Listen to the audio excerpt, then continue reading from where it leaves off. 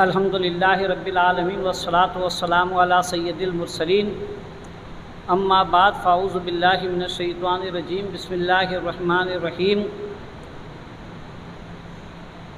میرے بزرگوں اور دوستو، آئیے ہم اور آپ مل کر ہمارے اور آپ کے آقا دونوں جہاں کے مالک و مختار کونین کے سردار احمد مجتبیٰ محمد مصطفیٰ صلی اللہ علیہ وسلم کی بارگاہ رسالت میں ایک بار باواز بلند درود پاک کی ڈال نچھاور کریں۔ پڑھیے الصلاۃ والسلام علیکہ یا رسول اللہ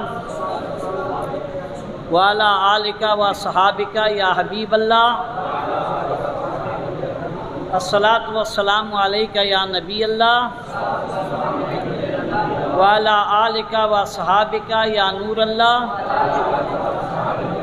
نویت سنت الاعتکاف، میں نے سنت اعتکاف کی نیت کی۔ کل میں نے بسم اللہ الرحمن الرحیم کے متعلق تھوڑا سا بیان کیا تھا اور کچھ واقعات ذہن میں ہیں، میں سوچتا ہوں کہ وہ بھی بیان کر دوں۔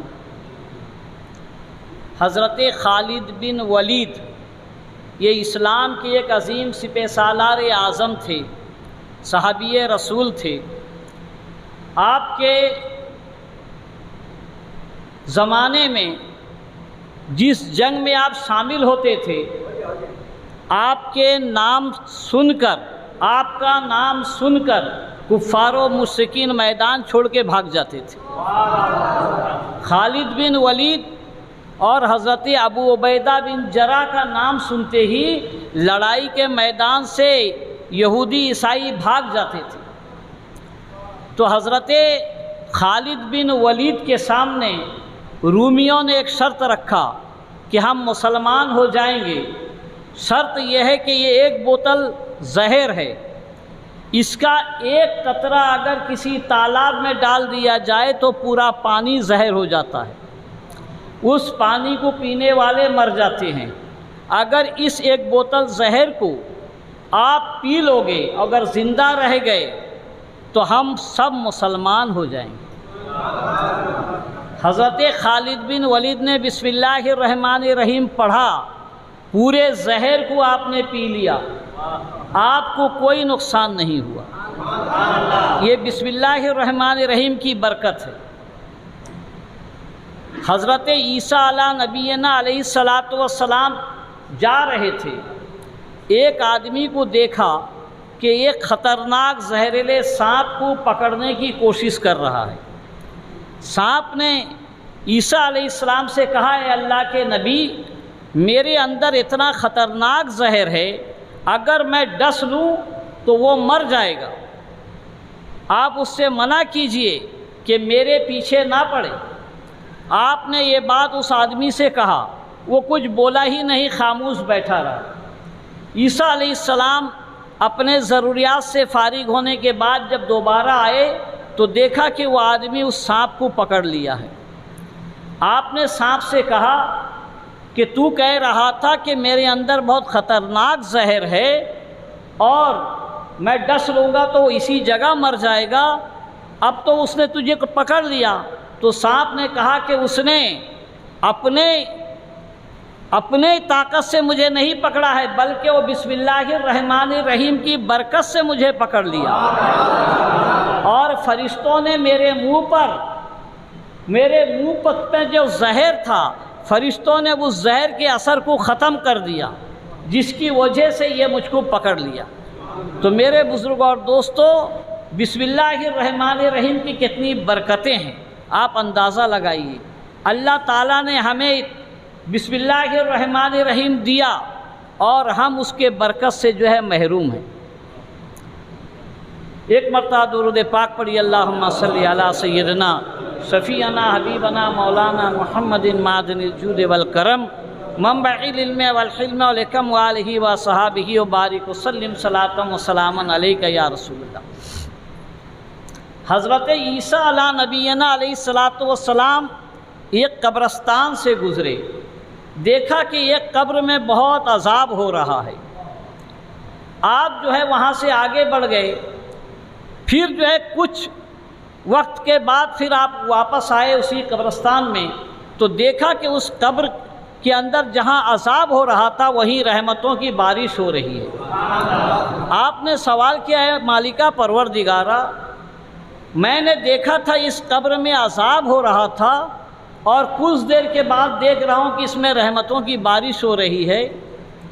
تو حضرت پروردگار عالم نے فرمایا، اے عیسیٰ، یہ آدمی بہت ہی گنہگار تھا جس کے گناہ کی وجہ سے اس پر عذاب ہو رہا تھا، لیکن اس نے مرتے وقت اپنی بیوی کو حاملہ چھوڑا تھا، اس کے لڑکا پیدا ہوا تھا اور آج کے دن وہ لڑکا مدرسے میں داخل ہوا اور استاد نے اس کو بسم اللہ الرحمن الرحیم پڑھایا، تو میں نے سوچا کہ جس کا بچہ زمین کے اوپر میرا نام لے رہا ہے اس کے باپ کو میں زمین کے اندر کیسے عذاب دوں۔ تو میرے بزرگوں اور دوستوں، بچے نے بسم اللہ الرحمن الرحیم پڑھا، باپ کے قبر سے عذاب دور ہو گیا۔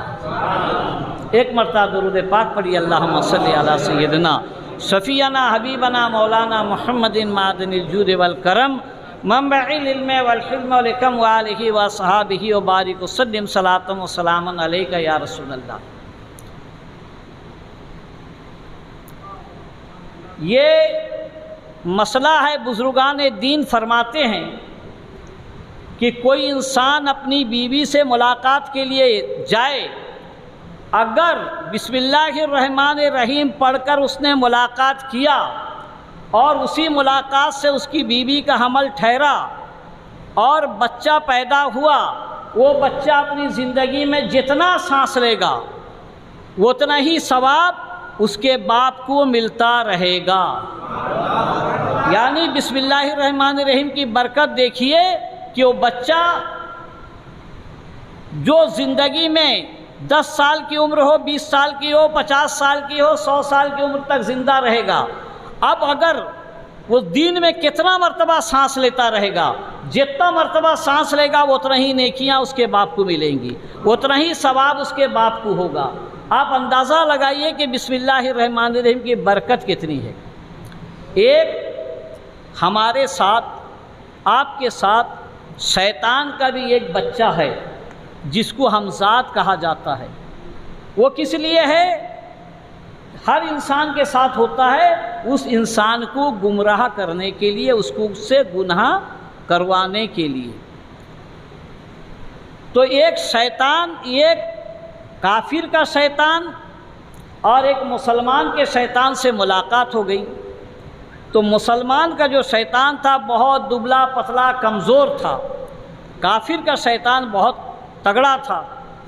تو اس شیطان نے پوچھا مسلمان کے شیطان سے کہ بھائی تمہاری اتنی حالت خراب کیسے ہے؟ تمہارے بدن میں طاقت نہیں ہے، تمہارے پیر میں جوتے نہیں ہیں، بدن میں کپڑے نہیں ہیں۔ تو اس نے کہا کہ میں ایسے انسان کے ساتھ ہوں جو ہر کام کے کرنے میں بسم اللہ الرحمن الرحیم پڑھ لیتا ہے، کھانا کھاتا ہے بسم اللہ الرحمن الرحیم پڑھ کر کھاتا ہے، جس کی وجہ سے میں بھوکا رہ جاتا ہوں۔ یعنی کھانا کھانے سے پہلے اگر آپ بسم اللہ الرحمن الرحیم پڑھ لیں تو آپ کے ساتھ جو شیطان ہے وہ بھوکا رہ جاتا ہے، اس کو کھانا نہیں ملتا۔ جب وہ گھر میں داخل ہوتا ہے تو بسم اللہ الرحمن الرحیم پڑھ لیتا ہے، میں گھر میں داخل نہیں ہو پاتا۔ جب وہ کپڑا پہنتا ہے بسم اللہ الرحمن الرحیم پڑھ لیتا ہے، میں ننگا رہ جاتا ہوں۔ جب وہ سر میں تیل لگاتا ہے تو بسم اللہ الرحمن الرحیم پڑھ لیتا ہے، میں سر میں تیل لگا نہیں پاتا۔ گویا کہ وہ ہر کام میں بسم اللہ الرحمن الرحیم پڑھ لیتا ہے، میں ہر اس کام سے محروم رہ جاتا ہوں، اسی لیے میری یہ حالت ہے۔ تو میرے بزرگوں اور دوستوں، بسم اللہ الرحمن الرحیم پڑھ کر آپ اگر کھانا کھائیں گے تو تھوڑے سے کھانے میں آپ کا پیٹ بھر جائے گا۔ اگر بغیر بسم اللہ کے آپ کھانا کھاتے ہیں تو نتیجہ کیا ہے کہ آپ کھاتے جائیے اور پیٹ نہیں بھرے گا، کیونکہ آپ کا کھانا کو شیطان کھاتا چلا جاتا ہے، تو آپ کا پیٹ بھرے کیسے؟ ایک مرتبہ ایک صحابی رسول اللہ کے رسول صلی اللہ علیہ وسلم کے قریب ہی کھانا کھا رہے تھے اور بسم اللہ الرحمن الرحیم پڑھنا بھول گئے تھے۔ جب انہیں یاد آیا کھانا کھانے کے درمیان تو انہوں نے فوراً بسم اللہ الرحمن الرحیم پڑھ لیا۔ تو اللہ کے رسول مسکرانے لگے صحابہ نے عرض کیا یا رسول اللہ آپ کیوں مسکرا رہے ہیں؟ سرکار نے فرمایا وہ جو کھانا کھا رہا ہے یہ بسم اللہ بھول گیا تھا، جب اسے یاد آیا تو بسم اللہ الرحمن الرحیم پڑھ لیا، تو اس کے ساتھ جو شیطان کھا رہا تھا وہ اب الٹی کر رہا ہے، اس کے ساتھ جو شیطان کھا رہا تھا وہ اب الٹی کر رہا ہے، اسی لیے جو ہے مطلب کہ مجھ کو یہ اسی بات پر میں نے مسکرایا۔ تو میرے بزرگ اور دوستو، کھانا کھاتے وقت اگر آپ بسم اللہ بھول بھی گئے ہیں، اگر درمیان میں آپ بسم اللہ الرحمن الرحیم پڑھ لیتے ہیں تو نتیجہ یہ ہے کہ جو شیطان آپ کے ساتھ کھاتا ہے وہ وہیں سے الٹی کرنا شروع کرتا ہے، وہ کھانا نہیں کھا پاتا۔ ایک مرتبہ درود پاک پڑھی، اللہم صلی علی سیدنا شفیعنا حبیبنا مولانا محمد معدن الجود والکرم منبع العلم والحلم والحکم وآلہ وصحابہ وبارک وسلم صلاۃ و سلاما علیک یا رسول اللہ۔ ایک بھائی نے کہا کہ درود شریف جو پڑھیں ہم تو درود شریف جو ہے کون سا درود شریف پڑھیں؟ بہت سے درود پاک ہیں اور کچھ درود پاک بڑے لمبے ہیں، تو 313 مرتبہ پڑھنے میں کافی وقت لگ جاتا ہے۔ تو میرے بزرگ اور دوستو، آپ صرف صلی اللہ علیہ وسلم پڑھیے، صلی اللہ علیہ وسلم، صلی اللہ علیہ وسلم۔ اگر اس میں آل نبی کو داخل کرنا ہے تو صلی اللہ علیہ وآلہ وسلم، تو اتنا ہی آپ پڑھیے، آپ بڑے آرام کے ساتھ جو ہے میرے خیال سے 15 منٹ کے اندر 313 مرتبہ درود پاک پڑھ لیں گے۔ اور یہ درود پاک کی برکت بھی بہت ہے، کوئی سا بھی درود پاک پڑھیں اس کی برکت بہت ہے۔ ہمارے بزرگان دین کا یہ عالم تھا کہ اگر کسی بھی پریشانی میں پھنس جاتے تھے تو بسم اللہ الرحمن الرحیم یہ درود پاک کا وظیفہ شروع کر دیتے تھے، اور درود پاک کی برکت سے ان کی وہ مصیبتیں ٹل جایا کرتی تھیں۔ اور اسی طرح بسم اللہ الرحمن الرحیم کے بارے میں ہے کہ اگر کوئی پریشانی اور مصیبت میں پھنس جائے تو 19,000 مرتبہ بسم اللہ الرحمن الرحیم پڑھ لے، بسم اللہ الرحمن الرحیم، بسم اللہ الرحمن الرحیم پڑھ کر دعا کرے تو اللہ تعالیٰ اس کی وہ پریشانی اور مصیبتوں کو دور کر دیتا ہے۔ کوئی بزنس مین ہے، دکان کر رہا ہے، وہ دکان کھولے تو 111 مرتبہ بسم اللہ الرحمن الرحیم پڑھ کر دعا کرے، اللہ میں تیرے نام سے دکان کھولتا ہوں، اس میں مجھے کاروبار عطا کر، تو کاروبار بہت اچھا ہوتا ہے۔ کئی لوگوں کو میں نے یہ بتایا، ان لوگوں نے اس پر عمل کیا اور وہ سب یہی کہتے ہیں کہ ہمارا کاروبار بہت اچھا ہوتا ہے۔ اور جب دکان بند کرے تو پھر وہی جو ہے 111 مرتبہ بسم اللہ الرحمن الرحیم پڑھ کے یہ دعا کرے، اللہ تیرے نام سے دکان میں بند کرتا ہوں، میرے اس دکان کی تو حفاظت کر، تو اس کے دکان چوری ہونے سے، جلنے سے، ناگہانی آفتوں سے ہمیشہ بچا رہے گا۔ تو میرے بزرگ اور دوستو، اللہ تعالیٰ نے ہر چیز، ہر مصیبت، ہر پریشانی کا علاج ہمیں بتا دیا ہے، لیکن ہم اس کا علاج کرنا نہیں چاہتے۔ بعض بزرگوں کا تو یہ قول ہے کہ جب ہم بیمار ہوتے تھے تو بسم اللہ الرحمن الرحیم کا وظیفہ کرتے اور اسی کے پانی کو دم کر کے پی لیتے تھے، ہم کو صحت کاملہ عطا ہو جاتی تھی۔ لیکن آج تو بسم اللہ الرحمن الرحیم موجود ہمارے سامنے ہے، لیکن ہمارا عمل اس پر نہیں ہے۔ جیسے حضرت علی رضی اللہ تعالیٰ عنہ کے بارے میں مشہور ہے کہ آپ جو ہے ہر بیماری کا علاج سورہ فاتحہ سے کرتے تھے۔ سانپ کے کاٹے والا آتا، سورہ فاتحہ پڑھ کے پھونک دیتے، وہ اچھا ہو جاتا۔ کیسا ہی بیماری والا آتا، سورہ فاتحہ پڑھ کے آپ جو ہے دم کر دیتے، وہ اچھا ہو جاتا۔ سورہ فاتحہ تو آج قرآن میں موجود ہے، لیکن ہمارے پاس زبان علی نہیں، کیونکہ ہم نے چغلی کرنا، غیبت کرنا، شکوہ شکایت کرنا، گالی گلوچ کرنا یہ اپنا سیوا بنا لیا ہے۔ اور ایک بات گالی گلوچ کے تعلق سے میں کہہ دیتا ہوں کہ جو انسان دنیا میں جتنا گالی بکتا ہے، اس کے قبر میں اسی گالی کے اعتبار سے ایک ایک بچھو پیدا کیے جاتے ہیں۔ جب یہ قبر میں داخل ہوگا تو دنیا میں جتنا گالی دیا ہے، 100 گالی دیا ہے، 1000 گالی دیا ہے، 1,00,000 گالی دیا ہے، اتنا ہی بچھو قبر میں اسے ڈسیں گے۔